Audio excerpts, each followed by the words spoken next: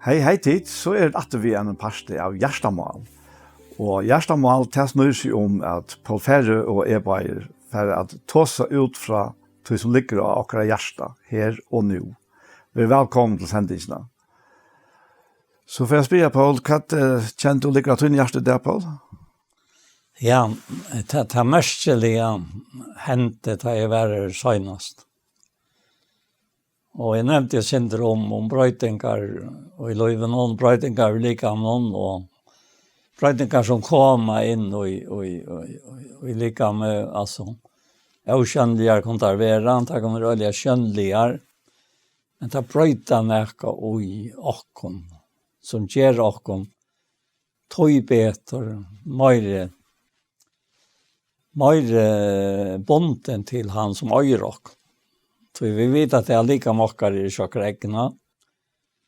Det er tempelalliantans, altså til husgods. Og vet at det ikke at det er til, sier Paulus. Akkurat, ja. Og medan vi kjente oss først, og medan til for fram, så vet jeg herren med vi jobb, altså. Men om jeg jobb. Og det som kom til meg var et her, som lukket som, jeg kan skulle si, det å lese jobb, jeg har ikke lise alt det gjør noen akkurat nå i hese vikene, men jeg har lise. Og så sørst du til at jobb 8-8, det sier at herren vursdom. Og jeg skulle ikke titla vid. Og det er så for jeg leser fra første kapittel i jobb. Hva så ikke?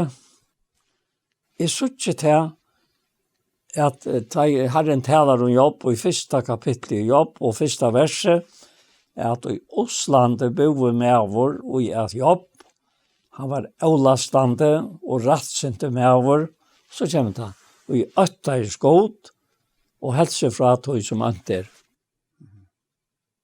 Noe som, dette var oppsummeret i 8. kapittel, vers 80. Dette var inne i alt i bøkken. Ja. Og så stender han fikk, og han åtte, og siden han sa at han sier at alt var varslo. Hvorsen det har man ikke seg selv om.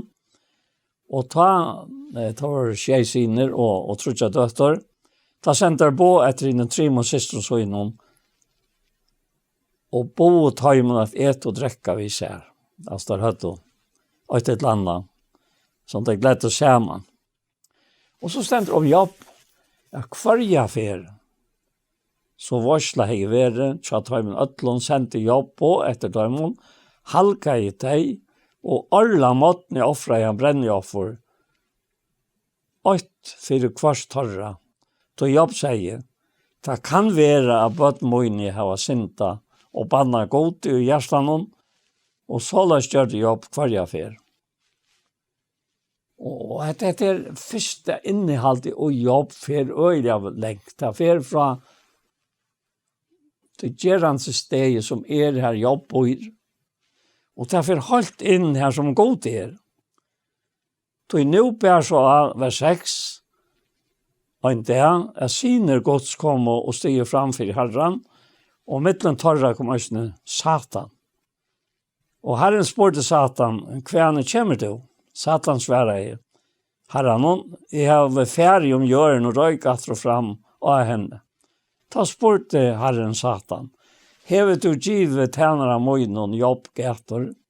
Ønsken gjørende som han, så avlastande og rettviser med vår, og i øtta skåd, og helte seg fra tog som ilter. Atter nu. Øttast herren vursdamer, skulle ikke titla til vid. Men Satan sværer i herren, jeg skal atla at jeg får ikke jobb øttast god. Nei, to leger om han og hushansara, og alt det han øyer, holdt rundt han om. Handaverskansara, hevet å sikna, og fylkje hansara, brøya seg om land. Men rattbærst ut håndene og nem vi alt vi han øyer. Vita om han bannar til ikke bort opp i egen.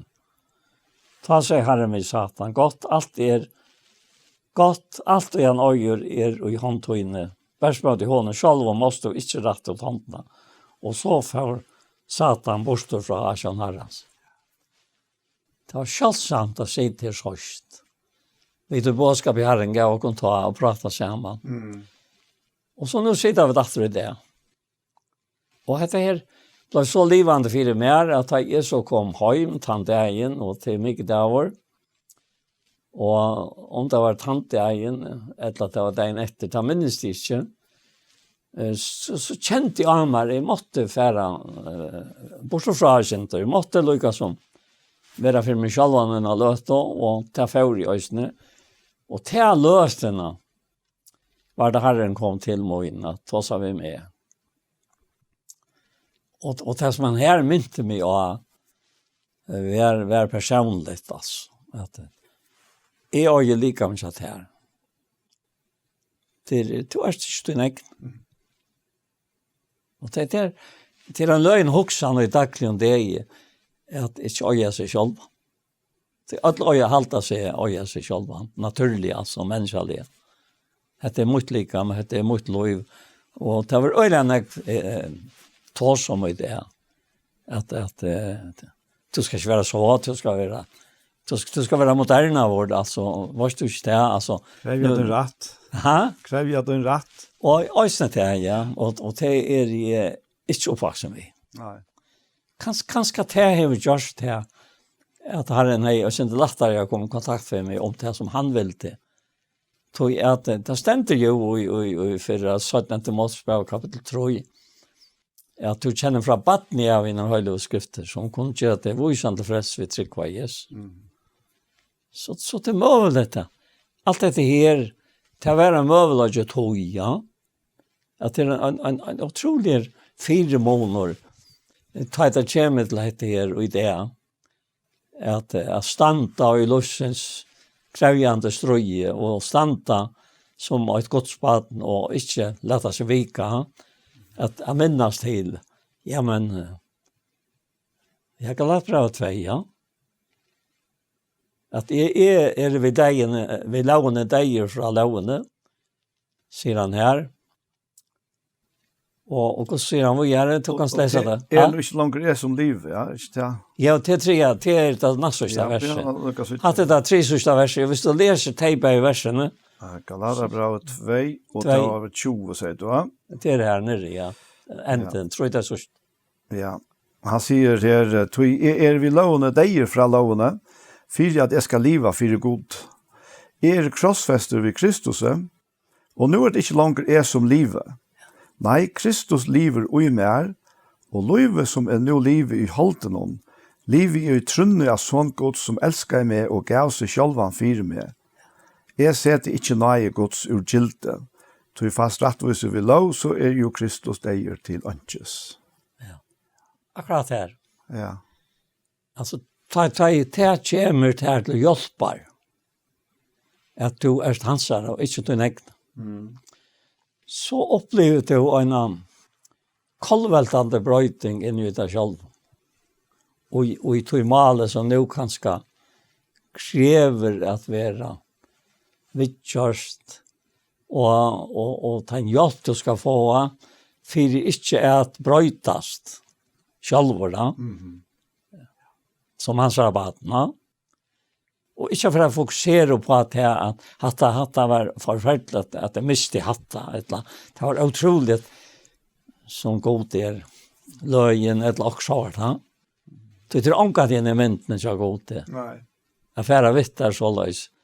At du kan si nek om det som han gjør. Han bæg døye for jeg bjerget det, for jeg var en døye døme. Og han døye for at ditt løy skulle være honom til dård og tøyene til liver. Og til vars det som kjær Jesus at Jesus tog til og i altre og inte kjær god til og mannen.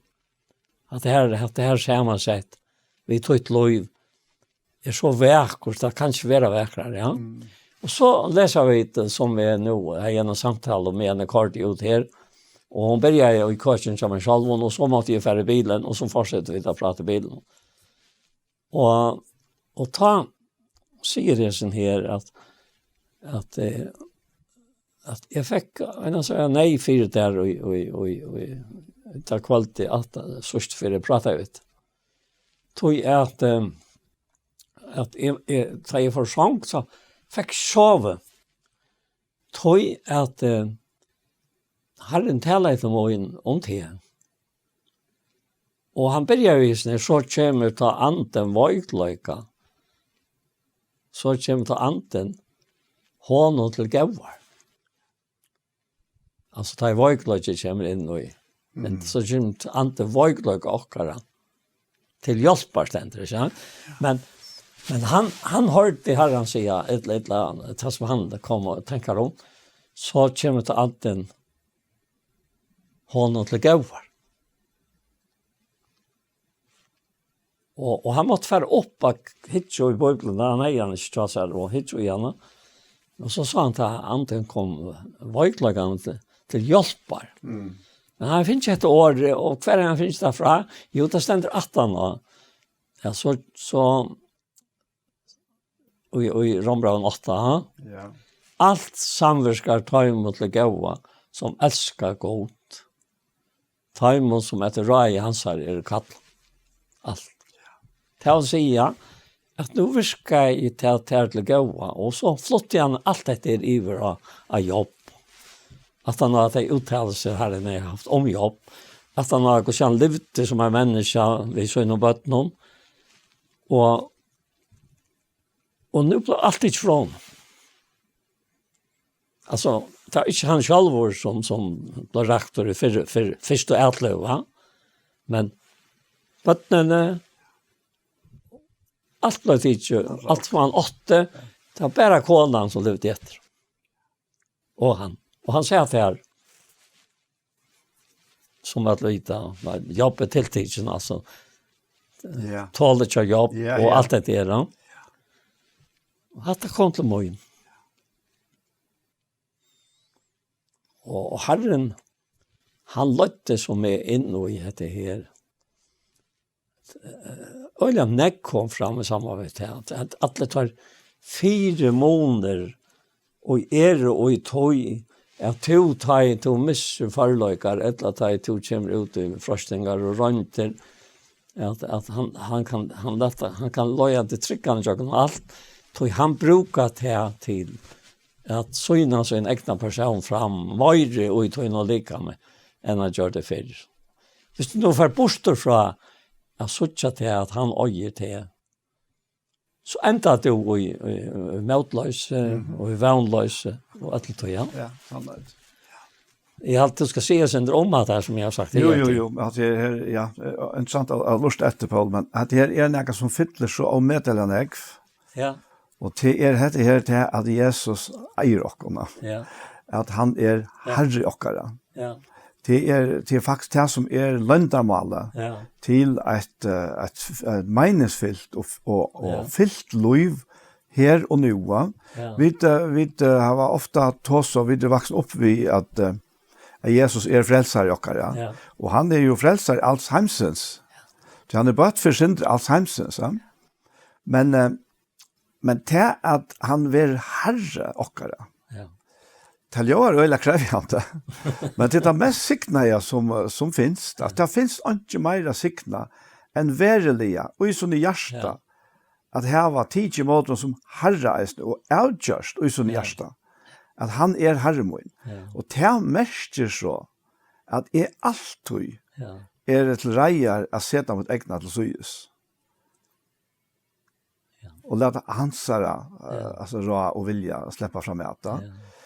Og det er, det vet jeg som en kan inn jo at det her nå, altså, det er ikke lagt for okkara naturlige mennesker.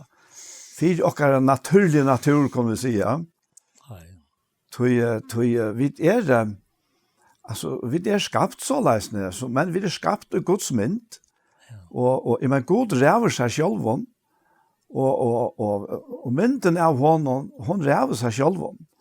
Vi ikke er råd okkur selv, og jeg halte kanskje enn meira tøyelet og i tøyene som være og nå, ikke skal komme her og si mer nækka. Så vi reagerar öliga kraftigt på det. Det kan vara ingen som vill uttrycka det, men jag tycker att människor reagerar på det som har, jag vet inte om jag kan säga, en vanlig uppväxter som har haft en frälsam barndom och ett fritt liv på att hammadan och kärleka. Att vi vill att ta ligger i oss. Jag är inte roa mig själv. Men till tøyen nu. Jeg har et øyelig avhåverst prat vi Einar Johansen. Ja. Og jeg hørte den ikke alltid. Nej. Nei, så han er jo kollega ved Tepa Tamata. Han er en maler master, ja. Ja. Og han fortalte om da han var 15 år gammel. Ja. Og så forteller han her ut i sendingsene at hva skulle han gjøre? Altså, han er veldig kjipt en tverrturer, men han trefste ikke sjøen, og har ikke sjønatur. Så forteller han til at Abbi hansara og ommebadja hansara tar tog avgjør om at han til for havner og lærer til malere til at onker ser en lysing ut løven.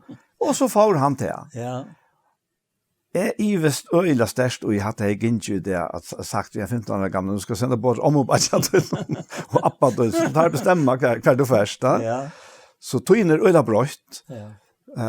Men tar det så kommer til at det her herredømme til Jesus, ja. Og som kommer inn under Guds rydtje. Ja. En rydtje er jo et øtje som er under reie av en eller ørene. Ja. Og i Jesus får en ta som Guds rydtje. Det er her som god ræver. Ja. Og vi ikke er villige til å gjøre inn under til herredømme, ja, så standa vi faktisk vi arbeidene sjølve, og vi får ikke størst det som henter rundt om oss. Nei. Og jeg er helt unger til jeg legger mest til at det er. Ja. Og jeg har brukt det til å tale inn i mitt liv. At det henter så nek omtalt løy rundt om meg, at det fikk meg til å fære altså, så spekelig å huske at som Herren. Og da han så åpenbærer seg firmer, og i sånne nøy og sånne kærleika, altså, hver vi fann det av hans herredømme, er frier rydtje, og et nøy rydtje. Ta gav jeg mot hjertet iver til hans her, altså. Verlig, ja. Og det har fyllt mot liv sujane.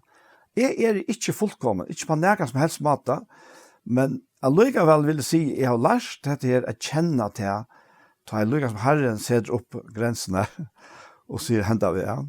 Ja. Ta Herren sier fylk med her. Ja. Ja. Jeg kjenner alt at det er rett, som du sier, men nå er jeg til eldre enn to, og jeg tar jo også, så har jeg større rønter, altså ikke til at jeg har rønter antallig enn to, men ta jeg til... Ja, Aren er her. Aren er her, og jeg har brukt det uttrykket om å bli gammel, at det er mer enn det å bli gammel. Ta jeg til å bli gammel er rett og slett. Og jeg har på en måte at jeg først for seg det, ikke vite hvordan jeg blir ut i. Hvordan charmerende det er. At en så charmerende personer, jeg kan bruke det året som Kristus, hvis han slipper å stå fram og nøyta tøtt likam, at gjøre sånne inntrykk via mennesker, så må det være utrolig charmerende for han som opplever det. Akkurat, ja. Men uljøsene tog jeg til han, og ikke jeg. Han er han som øye likam, ja. Og så tar jeg, og så heser her, marskingarna kommer, så stendte det jo, som vi nevnte, at om så heter utvarsmennesker gång til gruntar, ja, så enter nødjast til å innvårds mennesker akkurat derfra det. Altså, det er så ofertelig at han har gjort det til vereløyga, at det stedet for det bære er genga til gruntar, og så er det livet. Det her, ja.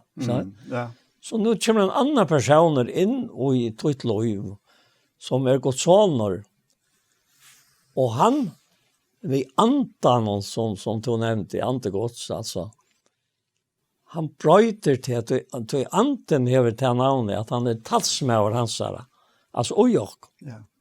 Han er den som taler søk okkara, søk søyne ut og lika med okkara. Och han har en sak som är särskilt tojande till att vi skulle vara de som han nöjter att rea människor till. Ja. Ikke lockare. Nej. Och vi får allt detta vi gjort i skriften är alltså att där man förskriver så rör man att få människor halta vi kära. Men det är inte det. Nej, det är inte vi till att göra halta vi och halta emot. Nej.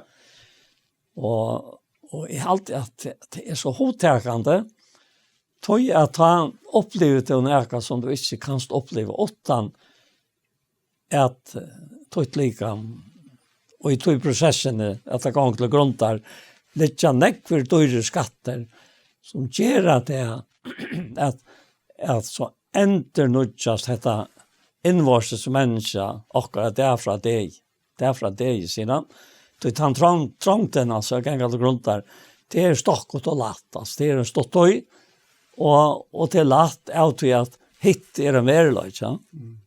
Och hur gör det tog att vi tar inte känliga för egen. Vi tar att det är okänliga för egen. Det känliga är tojmelet och det okänliga är ävet. Så tar man vara öjliga, vad ska man kalla det här? Avskjallsøk av vera såleis. Men det att det är inte avskjallsøk att han har att allt det som han ger ut i livet lika med och bär ut och jökna det det är för hans för en anskilt. Ja. Och nu är det inte som du läser i Galatbrevet att du är krossfäst för Kristus. Nu är det inte längre till som lever, Kristus lever i det här. Och livet som till nu lever du trunniga sånger som älskar i det och gav sig själva för det. Ja, det och eisen det som ligger ut är att det som i första omgången kan virka som ett tap för okkon. Ja. Att det kostar mig på en annan måte. Men det finns inte här annan. Och tar så kom till långt fram alene, så såg det att det som han ville till mig var så fattande bättre än det som jag själv hej till råa. Ja. Och det är så löje och är sån här tillkomsten till jobb. Och ta också ta som först kom till mig var öttast arran. Det ser Herren själv. Att han öttast med alltså och han rätt sig god. Han levde som vinnergods. Men vi godsött. Och godsötten säger han Paulus vid Timoteus är inte lite allt. Ja. Och jag lyfte berg för detta lojg och för det som djävul. Och så kom hese versen framför med och i Salme 19:12 att och att det hade hans skojror och han stände fast i alla räver. Och Isaias 3:6 och tryckar tojer skulle komma så att här rykdomar av frälso, av vursdom och kunskap att det här ska vara skatter to in. Ja. Alltså uttryckande. Akkurat. Och så är det 8:3 alltid. År 14:60 och i 8 herran som är med stärsk av värnt och bötnansar skulle öja själv. Ja, det var signa i år. Alltså att det kryper om allt det dyra bärasta som vi öja. Ja. Alltså det är helt fantastiskt. Ja, och i verkligheten eisne på att ta präckvar herran fyra okkom. Ja. Ta vi fylltje honom här. Ja. Var det inte så, var det bara, ja, jag vet inte, kan du säga människors tankar och kan man finna på ett eller annat eller också så var det ju tömt. Så var det inte ojas nära. Ja. Men tar man i jagna löjve, fer att han fer hever uppleva sannlägarna och sannrönterna oj akkurat när som du läser nu. Vad det sista som du läste om att det? Ja. År 14:60 och i 8 herrans är med en starka värn och bötnansar skulle öja själv. Ja, akkurat. Här ständer inte om att mävren är således, han ger således. Nej, 8 herrans är och bötnen är öst. Ja. Ännu, ja. Och så också om att det här som de motsatta som de första och akade jobb, vinner som för akara. också om annars är jobb så voicer och i samband vid lustfarsen Herren har givit hon.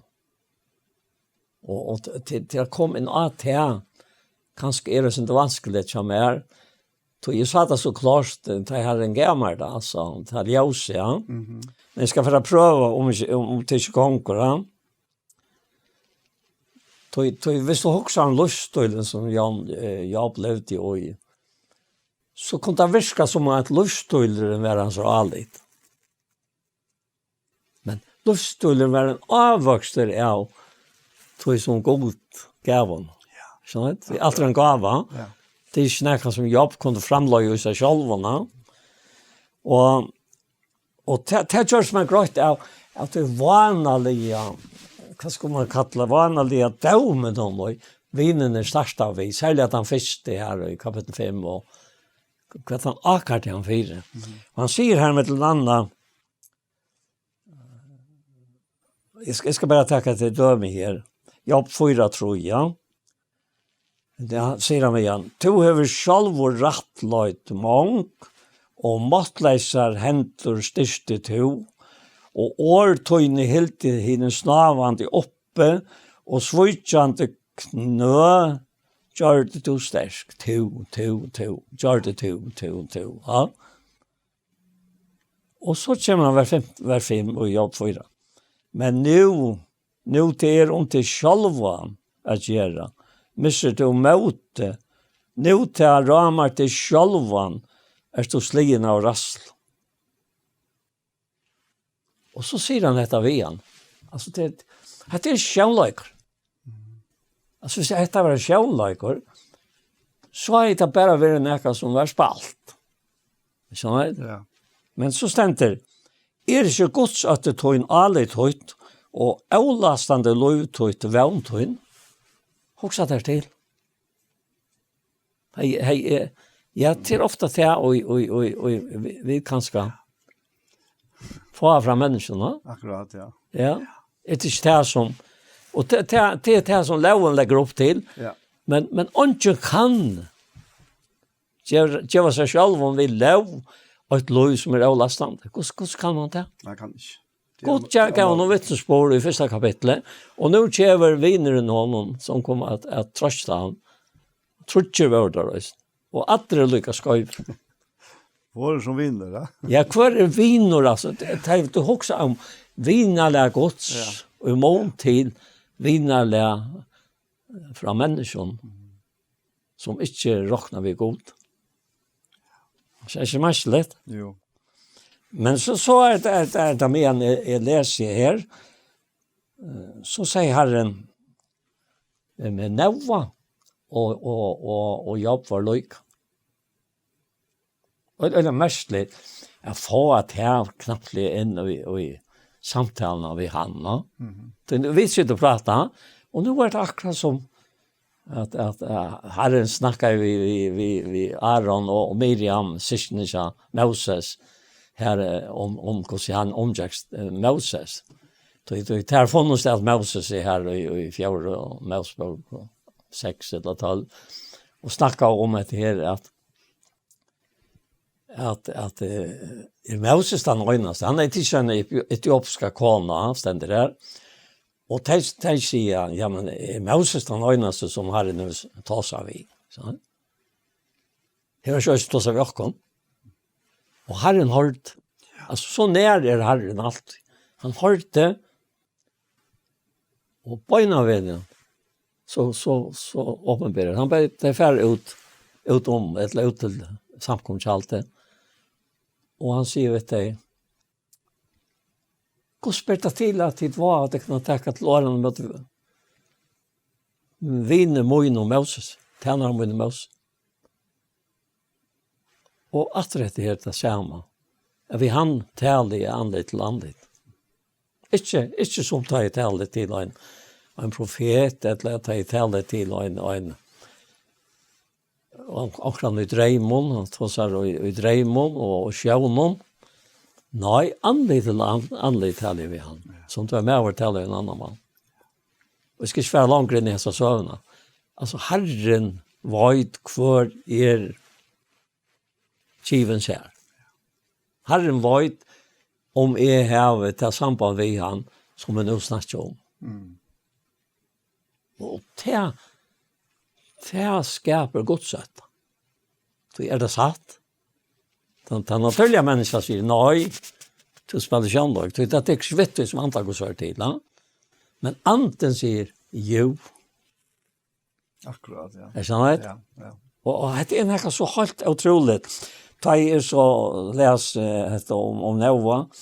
Så säger Herren vid Noa. Fär in i österna. Tog allt hostøyt. Tog te har vi så rättvisan fyra med Jesu allt. 8 folk. Noa och bötten. Alltså, nu först var samstämma vid det som står skrivet här att bötten är ofta värnt.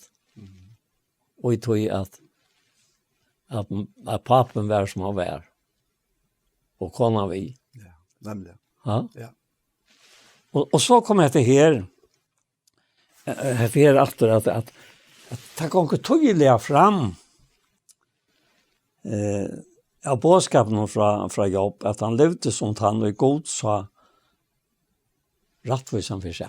Att det är det som är så gärna vill det komma in och livet är som han och god ser med vera. Jag säger inte är rättvis. Jag kan aldrig säga att jag är på färre rättvis. Men och i Kristus är jag rättvis för god. Så jag tar vi honom alltså. Krossfäst vid Kristus. Du blir rättvis på tamatan till att du har gjort ett vid han. Ja, ja. Det kan inte skilja sunt då. Nej, och att jag tror att du är han personer. Och i honom. Ja. Nej, inte själv. Nej. Men han är ut här. Han till tas med. Och lika med har han lagt ut undan tog farfång som tar. Alltså det är farfång lika med skalt. Det är bara ett hus som man bor i och tar fer och fjonar och fer. Men det han bor ut i. Vad brukar han ta till? Han brukar ta till ta gåva och till ta damliga och ta fullkomna. Och det är en akara framme mot mig här. Att det bara snart som det går. Ja. Men så är det inte som snart. Så man är han som säger, han säger mer om bra tal, ber mer fram likant som ett livande höjlagt och mer damligt offer. Det är en andaliga gosterskan och ber till käsmentan allt. Och här är allt. Och här ser allt är bäg och inte gott. Hvis vi kunne kalla det godt. Og det er nek mennesker som er øyelig gav og hver annan. Ja. Om det kjenner Jesus. Ja. Så vi kan ikke se at det ikke er. Nej, nej. Men så sier han her i ombrannende tal. To en antalliga godstyrskan er å bære mer lika med fram. Akkurat, ja. Som livande, høylagt, gode, damlet offer. Og det er ikke som enda alt. Men hva stend så? Det er sånn bra tal. Og ber det ikke alt som hender alt, nei, være omskapt vi ender nødjan sinnestikkere, så til kunne regne hva vilje gods er hitt gåa, domlige og fullkomna. Ja, er det noe annet i tog? Nei, her er ikke nek vant du. Er det noe annet i tog? At Kristus lever er mer, og han gjør seg til verske mer, og at han får brukt mot likam til som han vil skal komme fram. Nei, det er akkurat det. Ja. Det er akkurat det. Altså, livet vid dette her livet, og leta vi dette uttrykket Ja, vel. sleppa og i jakten okkona, Ja. så er det bare godt. Ja. Her er ikke mysker er ui gode, og Guds ande bor i okkon, og han hever gjørst okkara likam til sitt tempel. Og det vi da vet, at et tempel er jo, i seg selv om det er bare en bygning, det som gjør det til et tempel, det er goddommer som bor ute, ja. Ja, Og tøy er det, altså, men det er at det her frivilligheten, altså, det er at jeg vil. Han sier jo at å bedre til, ja, nei, han sier, nei, jeg anvendt til brøver, vi miskunn gods, at bedre fram likamtickare. Ja. Alltså Ja. hade inte en bo. Nej. Hade inte en kommandering av nökrarna. Nej, bara ta fram. Att är en uppmuntran av heitan om att göra detta. Ja. Ja. Ja. Jag ber att ta fram. Tack, ja. Ja. Ja. Och i tog livnon. Ja. Så uttrycker vi det som Ja. är i hans hjärta. Och här är bara gott. Ja. Här är han inte. Här är han inte mysker. Här är han inte fördömning. Men så är det här som är nämnt i Jan, ja. Ja. Att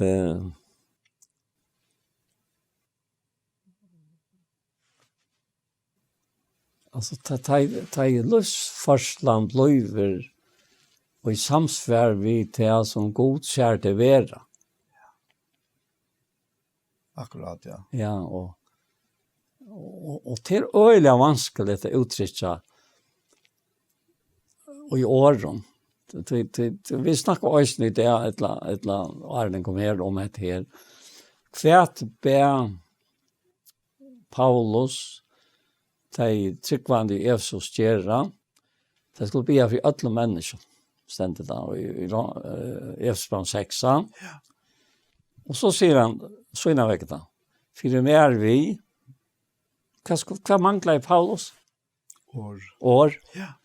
Kunde Paulus mangla år?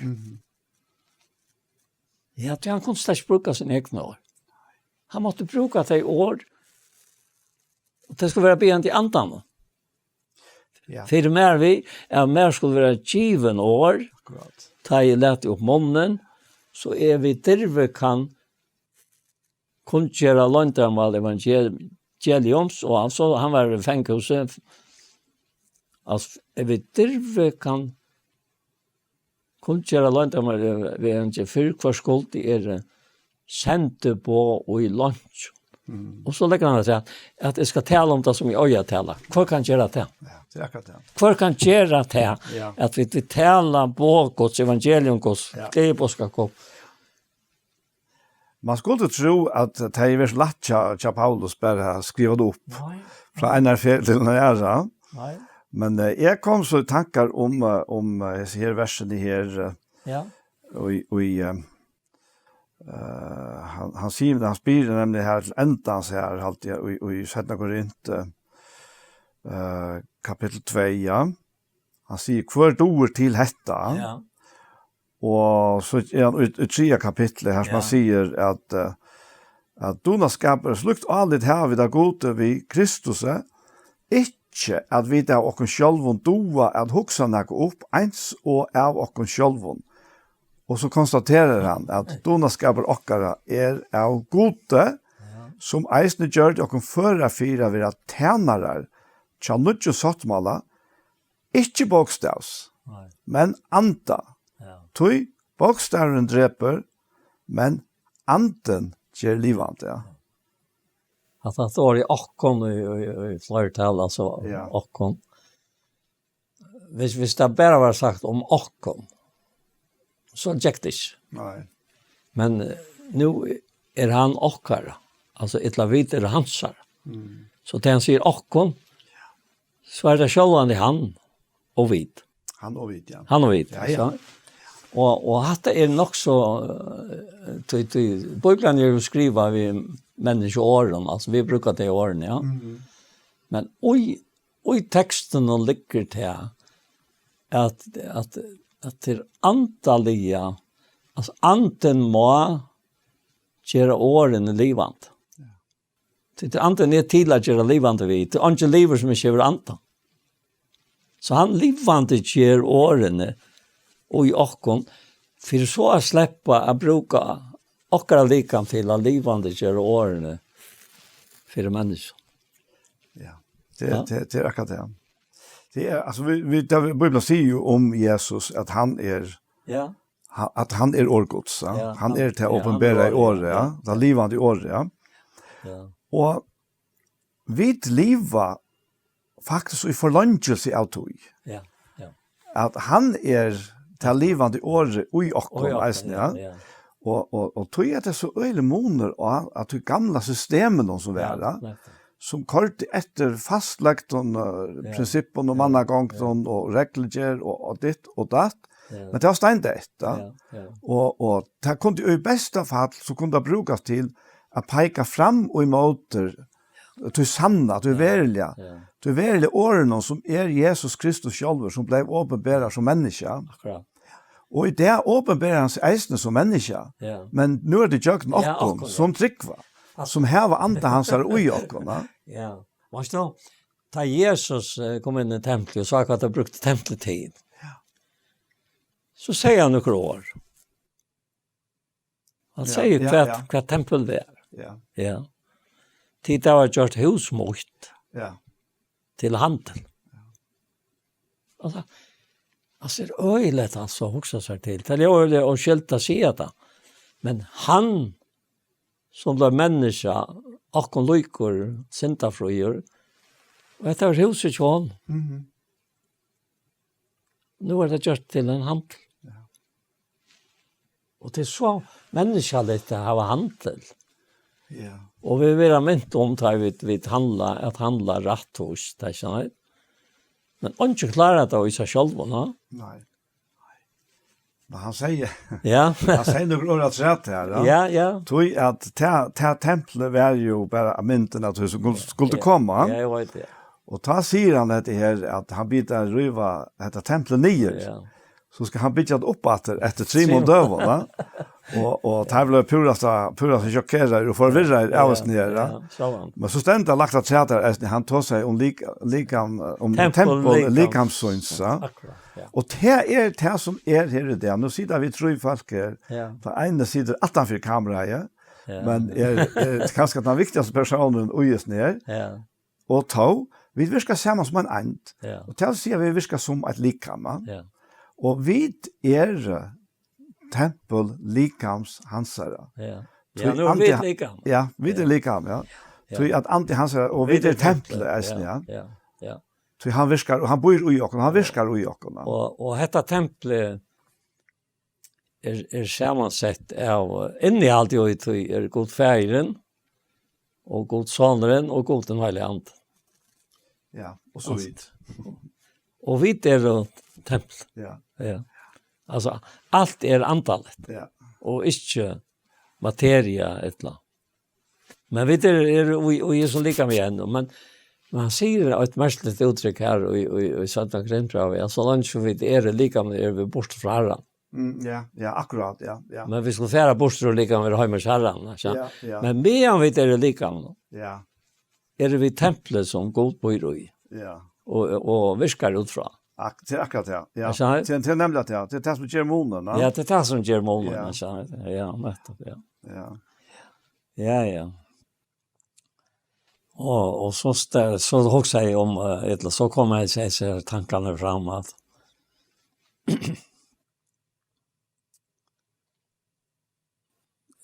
jag var ju inte jag ser det alltså. Det är det här som jag nämnde Johan att Jag kommer också med det som Jesus säger vi vill herre vet du. Han säger här i Matteus 3:20. Han fer efter den skriftlärde och farserar någon och så vidare hycklartickare att det först om man checkar land och så vidare. Ja. Så säger han vad tick om blind och väl är tickare att säga att han är svör om templet. Det är inte. Men han är svör om godlig tempel och det är bonde. Då är och blind och kvart är ta mer godlig eller tempel och halka godlig. Ja. Så det är fullkommen ant alltså. Ja. Vi templen och godlen. Akkurat. Ja. Han får i detaljer så han visste akkurat vad och akkurat görs dem. Ja. Det så han kan färra och göra detaljerna då. Ja. Nej, nu tänkte jag mer för jag visste att han visste att templet och goddomna templen är lika alltså det är en enda. Jag nämnde att det här gånger tydliga fram av bådskapen till Jobb att han levde som han är god så har rätt för sig för sig. Så gör det inte. Annars är god skulle ha sagt det som man säger. Så han visste inte om orsökene Herren har i 4 röjn han så av människaliga svårt. Akkurat. Det visste han inte. Han visste inte om samtalen här som Satan hei vi herre. Han sa ikke det som Jack Fyrs. Nei. Handan like-kjølden. Ja. Altså, at det er alt øyde stersk, ja. Ja. Og så da kom jeg etter dette ved Noah. Etter ved Noah. Han fann deg for egen herrens. Hans og Noah levde jobb som han, og fann deg for egen herrens. Og nøye så utrolig enn jeg mer enn vi i dagligen løyve knyttet det til. Ofte han brukar vi det, altså, fullstendig skaft, og i forhold til tøtningen av nøyen. Loven var givet Moses. Og så sier han her i hans sagt, at nøyen og sannløyden er kommet ved Jesus Krist. Ja. Og hva er så til? Ja. Og Paulus sier vi til tryggvande, han sier til Timotheus i 17 brev kapitel 2 og vers 8, han så vil to ta bad mot stersker og i nøyene og i Kristi Jesus.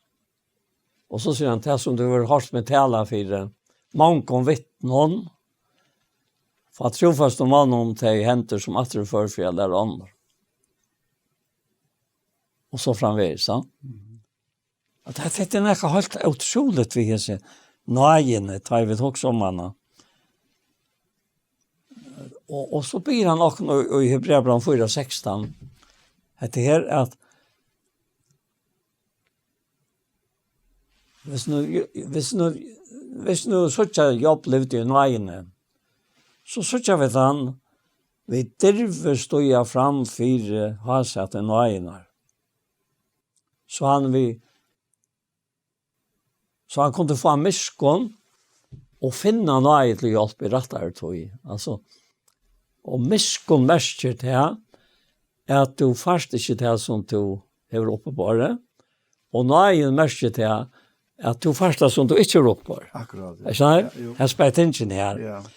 Og miskon ikke å få det, og nøye å få det. Så hese bare, jeg minns da vi platt jeg synsja for av miskon og av døme mot lysvev og våveværa og enta sorgar dødgen mer på om kærlek bær. Jeg sikna skal til hjärsta. Det har hånd med løyt i her og i dår til løyve blåmer her som Jesus er. Og det undrer meg alltid da jeg var onkla synsja til her. Hva er det da? Man var øyde, ja. Hva er det her? Ja. Og miskon. Dette var det minste jobb levde i. Samsværende tog som Herren har sagt ved Satan. Så det er helt utenfor hva jobb visste. Hvor han skulle være jøgnese svare rønt. Og så kom tanken. Og han er nok som mennesker, men jeg lov jeg sett han. Her er hei to rønt jobb, eller lærte Satan færs ytla ved jobb, og tidlig alt fra honom. Hvis du visste han ikke stod rønt nå. Det er ikke også sånt her. Jeg vet ikke. Nå har stått litt. Tog at Sverre kom ur brøven. At han leter også færre og svarere rønter, eller hva vi kallar det, trångter, enn vi tåla. Akkurat, ja. Han skal sammen vi tog gjøre utgangene. Ja. Ur tog som vi foretjøk. Hvem det, ja. Og til det du ser, Ja. og jobb. Og hanta maten kom han til morgen, og i forhold til det som han opplever til meg. Så maten var øyelig charmerande. Altså, nu bruker jeg et år som kanskje ikke dekker behovet, ja.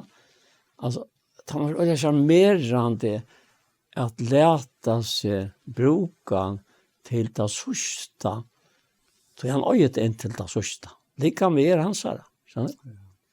Og leta han søgna dårlig til jøkken og lika med Charmerande er et godt ord, Paul. Ja. Det kommer ut fra nøye. Ja. Det er nøye gavner og karisma og skjerma. Det er ord som henger sammen. Ja. så tar det charmerande, väldigt charmerande, ja. Tar det fotla nej. Han det här han tar Och är det fotla nej så är det virkelig charmerande. Jag säger vi en som sportar med näka. Och det har vi till. Det är totala färgen och sändning och 8 Daniel. Jag säger nej. Det är inte så att jag är nu i 18, 15, 16 år eller kvarter. Nu tårar vi att snacka. Akkurat, ja. Jag känner Ja, nämligen. det är för att jag snacka. Ja. Tror att vi vet inte alltid. Vi tar inte snacka om detta åren. Nej. Som vi snackar om nu. Nej.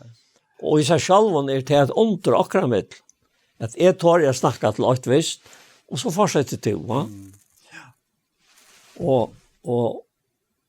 Och hessen här personen säger det. Ja, det är skiljer väl sig. Du vänjing och i örgods. Öliga du tydningar Michael. Du vän till helt till godssätta sedan här så. Ja. Och det må jag säga att han tog vidare över skärman. Det var vant med till godssätt. Ikke til å være avlatt av han. Ikke til å tåre å reipe av nøkron. Det er en personer vi der og som vi taler om alle tøyene. Akkurat, ja. Som skal ha første plasset. Og i øtlån som vi tar klokken 4. Ja. At det ikke alt lukker stånden, det vet vi. Men så vet vi også til at om onker sinter, så har vi tassmannsaffæren. Og han bøt for sintrokker. Tills det vet ikke feiler. Men i ljøsen hva at han arbeider og lika med okkara, med en veiklokene kan skave til å vise seg inn i midtelen, så han bøt for sintrokker. Ikke bare for okkara, sier han her, og også der nå, men for sintrokker svamsens. Ja. Det är så störst att. Alltså det är så omätligt störst allt det här som vi sitter vid här i det och här framme, ja. Också att det till det som Herren säger vid Satan. Hevet du givet tjänare om och någon jobb gät. Onken era hjörne som han. Så avlastande och ratsende med vår och i 8 skåd och helt sig fra till som inte är.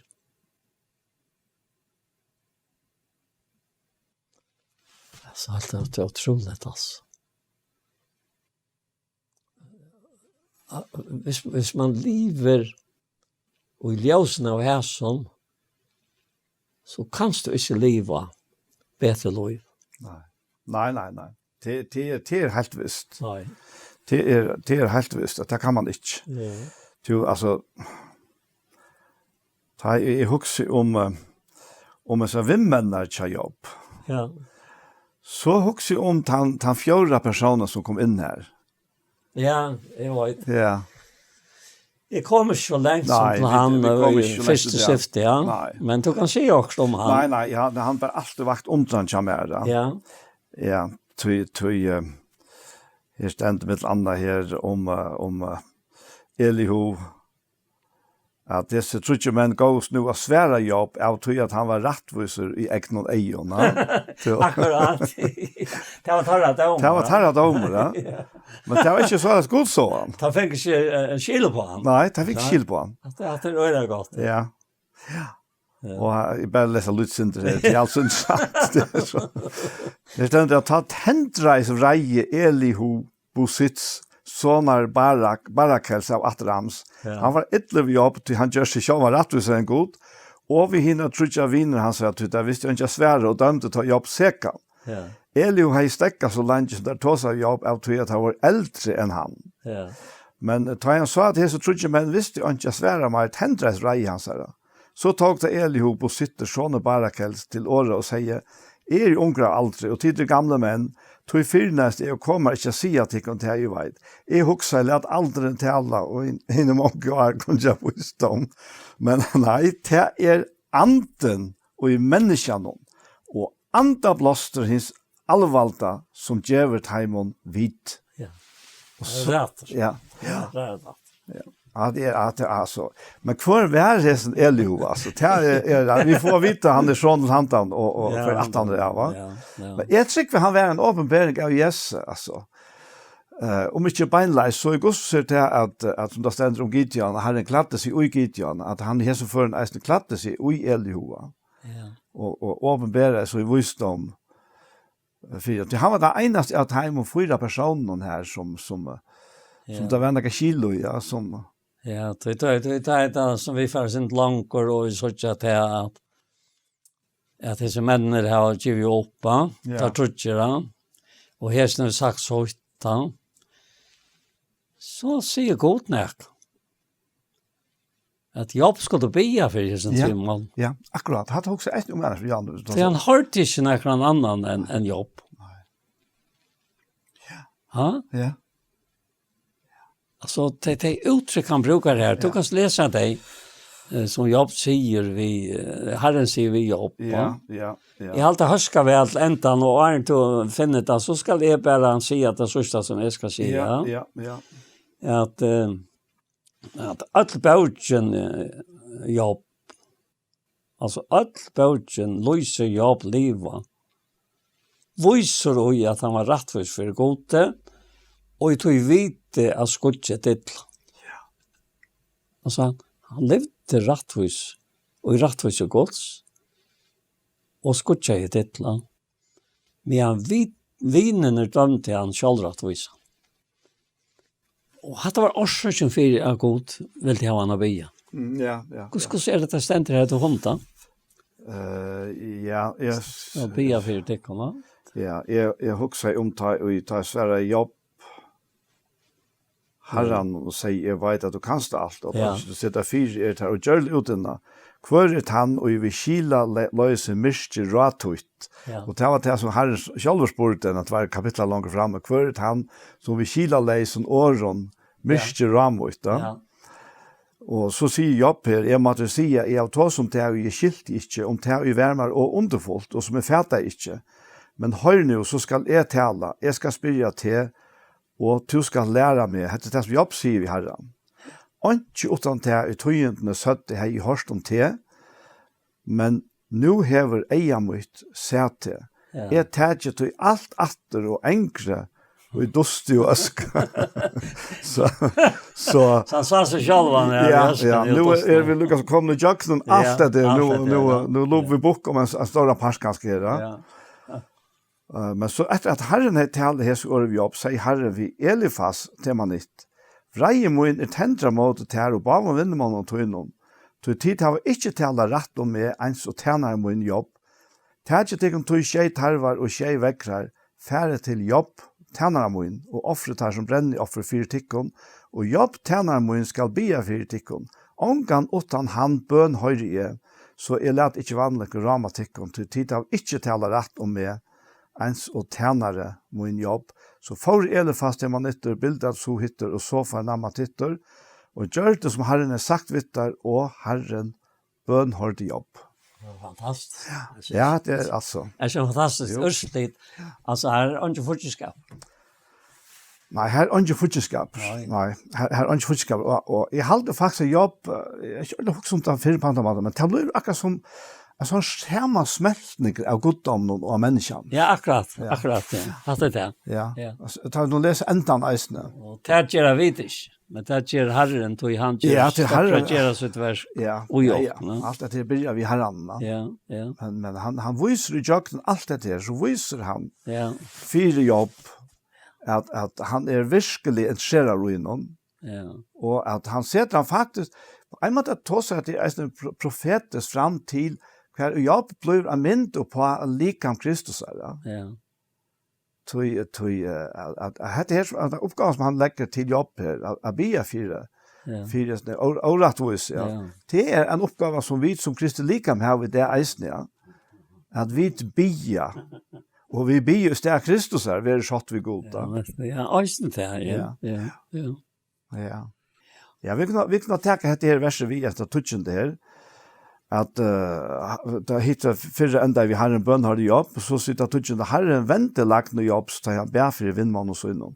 Och Herren gav jobb tvifalt atter alt og han hei ått. Ja. Så Paul, det er ferdig. Jeg spiller om du kan begynne bønn vi og nå tar vi for enda. Ja, hva feir i himmelen, det er underfullt